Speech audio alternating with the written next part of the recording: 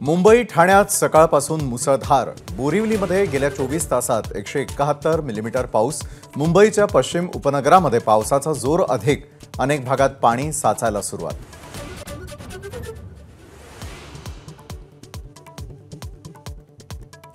पालघर जिल्ह्यातही पहाटेपासून मुसळधार पाऊस, बोईसरमध्ये पाणी साचायला सुरुवात. रेल्वे आणि रस्ते वाहतुकीवर परिणाम.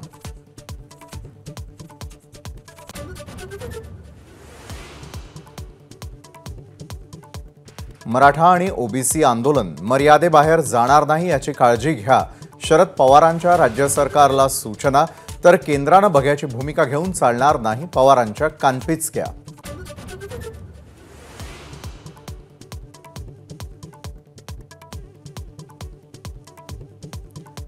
देशभक्त मुस्लिमांनी आम्हाला मतं दिली हे जाहीर सांगतो. सत्ताधाऱ्यांना उद्धव ठाकरेंचं उत्तर, तर तमाम हिंदू बांधव म्हणण्याचं धाडस ठाकरेंनी केलं नाही, शिंदेंचा पलटवार.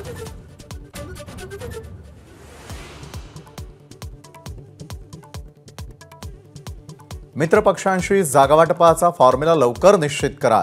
22 तारखेला पक्षातल्या नेत्यांनी सल्लामसलत करा. दिल्लीत झालेल्या बैठकीत भाजपच्या केंद्रीय नेतृत्वाची देवेंद्र फडणवीसांना सूचना.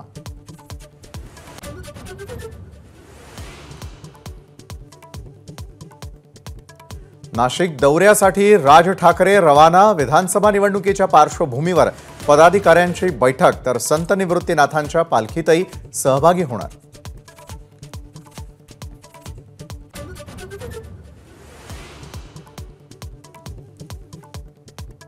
आदित्य ठाकरेंच्या बालेकिल्ल्यामध्ये अमित ठाकरेंची एंट्री. विधानसभेच्या अनुषंगानं वरळीमध्ये घेणार बैठका. संदीप देशपांडे वरळीतले संभाव्य उमेदवार.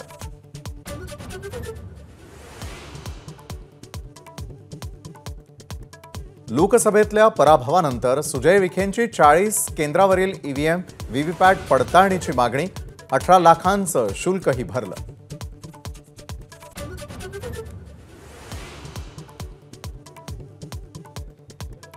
पांढऱ्या शिधापत्रिका धारकांनाही आता मिळणार महात्मा फुले जन आरोग्य योजना आणि आयुष्मान योजनेचा लाभ. 22 लाख लाभार्थ्यांना लाभ. मंत्री चंद्रकांत पाटलांची माहिती.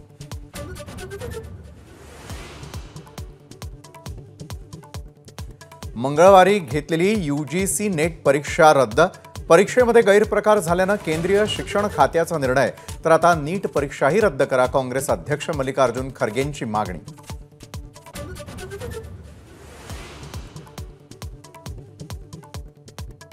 संत निवृत्तीनाथांच्या पालखीचं आज त्र्यंबकेश्वरवरून पंढरपूरकडे प्रस्थान. 450 किलोमीटरचं अंतर 27 दिवसात कापणार.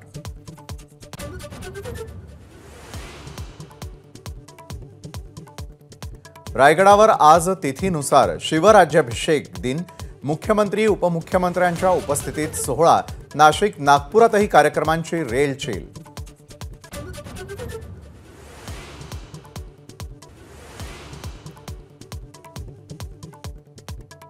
T20 विश्वचषकाच्या सुपर 8 फेरीत भारताचा सामना आज अफगाणिस्तानशी.